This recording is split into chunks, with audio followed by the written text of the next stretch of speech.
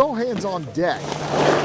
All shovels on the move. Everything must go, including that bike. When they say, let's get it done, that's what we do, Joe. Sam Alzobaidi organized several crews Friday to pick up garbage around Chula Vista. Right now, we're using the loader, we're using the manpower, and we're just getting stuff done. Not much else is getting done as the Republic Services sanitation strike grew to 4 weeks old. It's terrible. It looks dirty. We feel, unsafe. Trash has been overflowing all around it. Bernarda Grink couldn't stand seeing the trash pile up outside her apartment. Oh my God. This morning I saw all the trash and I just feel so thankful for him to be here. We needed it so bad. It's really bad. Let's shoot down over there and help those guys out real quick. But this isn't Sam's usual job. You're not a sanitation worker. No, park ranger.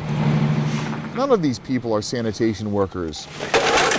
They have other jobs with Chula Vista, or they're volunteers with Work for Hope or the Alpha Project. Whatever we have to do to help the residents of Chula Vista, that's what we're all about.